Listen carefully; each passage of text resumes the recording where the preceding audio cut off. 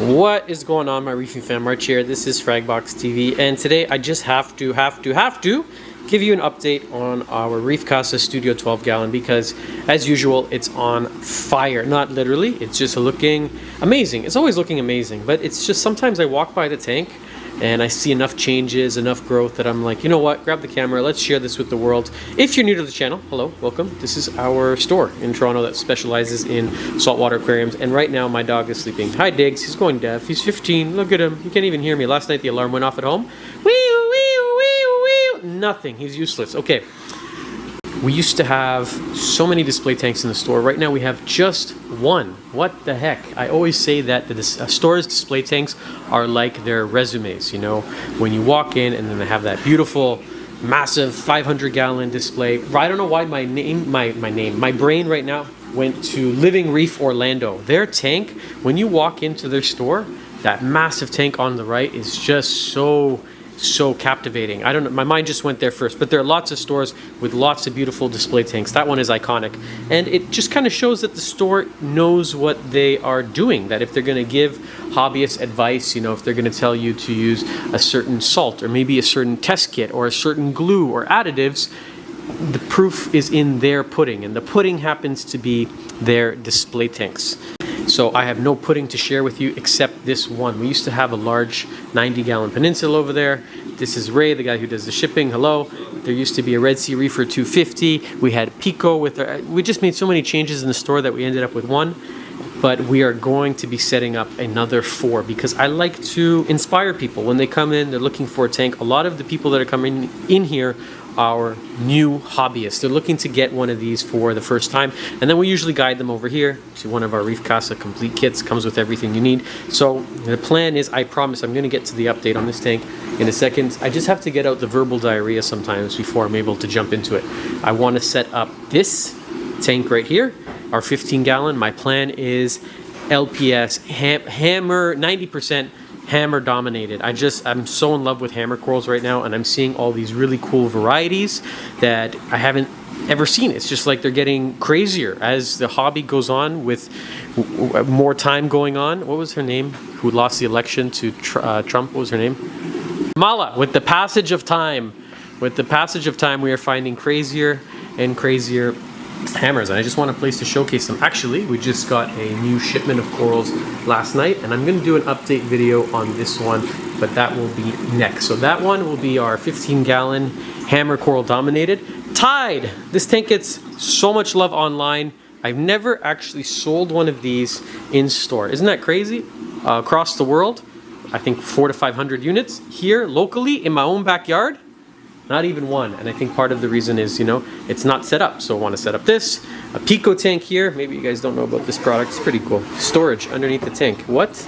Genius. And then over here, as you come over to our new section, I'm going to set up the 2 larger models, which are the Laguna, 24-gallon, and then finally La Casa, which is the biggest one, the 35-gallon that is soon to be released. Okay, I think that's a little... Oh, you're awake. Huh. Hello. La Casa. Is that the word you liked? He's up. Anyways, I think I got the plan out of the way, so now I can tell you about what is going on in this masterpiece. A few things. We're prototyping, actually, I want to show you this, a new lid. Our existing lid is okay, but I'm always in the pursuit of perfection, not only with just the aquariums, but even with smaller things like lids. It's not enough just to cover the tank. We got a lot of feedback from people that this was bowing here on theirs, just because of the natural property of acrylic. Over time with gravity, it can bow. So what we've done, a really simple addition, we're adding some extra tabs to keep it supported and keep it from bowing. So you'll see sometimes on the site version 2 or version 3, and that's because it's always like, if there is something to be improved, I'm looking to do it. I want it to be really the best nano reef out there. Now this tank here is really mushroom dominated, like heavy mushrooms. Anytime we're finding a new variety, Kavina, the girl of Fragbox that works here, has taken the tank over from Tia, the old girl from Fragbox. A lot of people ask on the channel, what happened to Tia? This was her tank. Tia moved on. She was here for about 4 years. She was looking for a change, and she comes in from time to time, and it's really nice that people still, you know, ask for her, buy by name. It's really cool. She had such an impact on the store and on the channel, and we miss her, but we get to live through her with this beautiful tank. I've never seen these mushrooms before. These are just crazy. Blue, orange dotty. Are they Discosomos? Are they Rhodactis?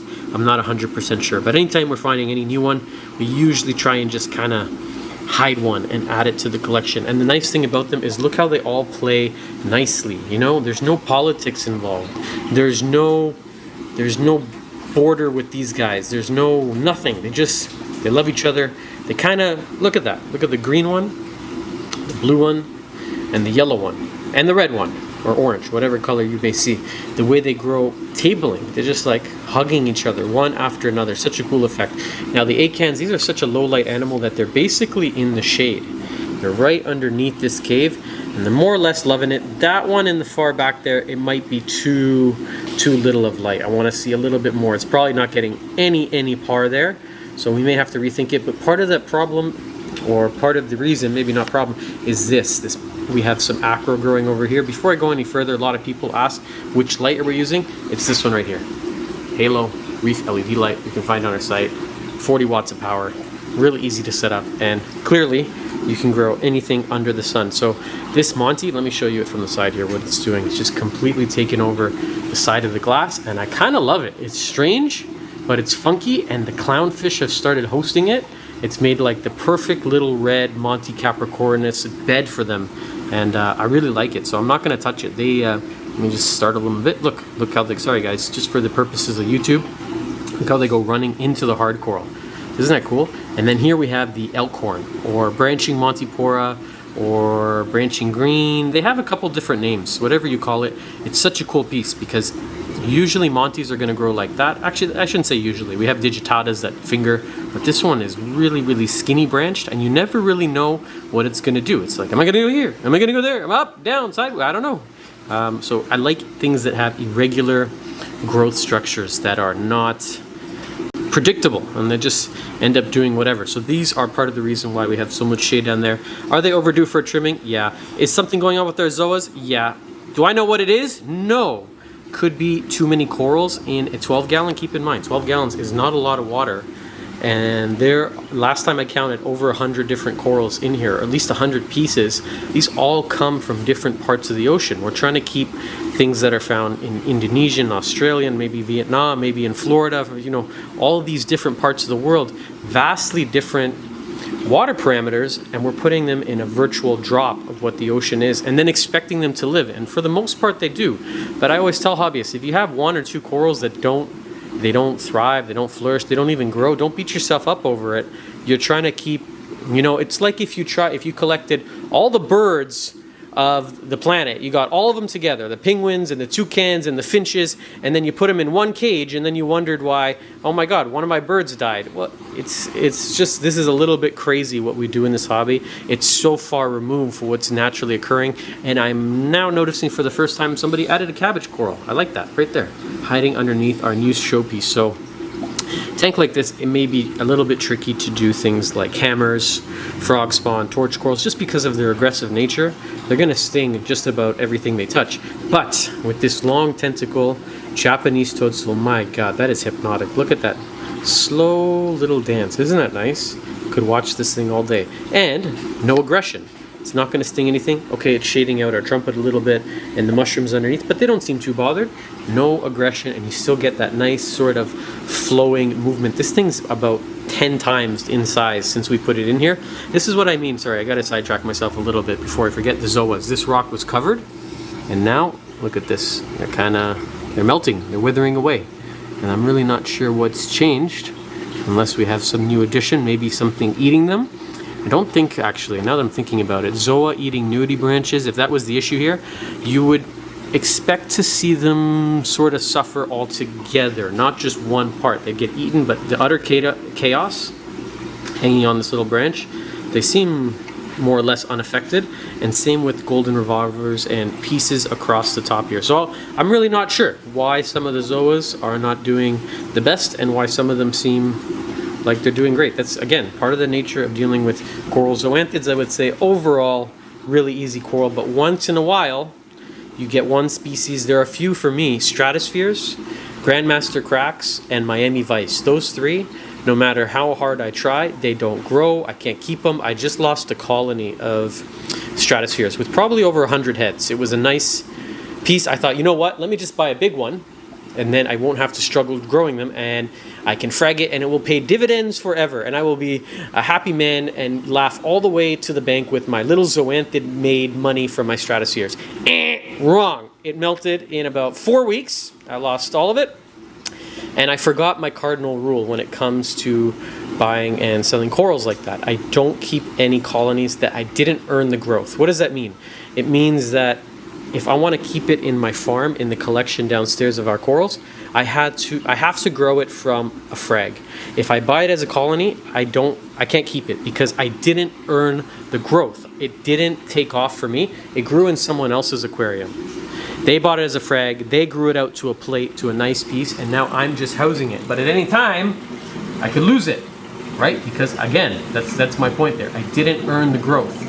That coral didn't thrive and grow under my conditions because every single system, every single tank is different. My alkalinity will never be 100% yours, and calcium and strontium and all those other little stupid things we have to make sure that are right in order to get the best growth of the coral. So if I didn't grow it, I will usually just frag it up and then keep a little itty bitty piece. I'll keep one and I'll see, okay, am I able to grow this out from frag to colony? If so, I add it to the collection. Okay, that's just a little bit of my fragging wisdom that I've gathered over the past 2 decades in the hobby. Hey, I think that's about it for this video. Hey, wow, I don't say that often. If you guys didn't know, we are in Canada. Hey, this is a nice reef tank. Hey, anyways, if you have any questions about this tank, about any of the equipment, about anything to do with saltwater tanks at all, best way, email us or comment below. We do try and respond to as many as we can. And I will leave you today with this really funky serpent starfish that looks like he's missing a leg. He's upside down on his head. I do respect it. Respect him. Yeah, I do. I do expect him to regrow. I really don't know. He started with no legs. He started with no legs. Okay. Yeah. We have the William Navarro news outlet of Fragbox informing us today that the starfish started with no legs and now it has 1.75. Anyways, guys, we'll see you on the next episode of Fragbox TV. Thanks for watching this one.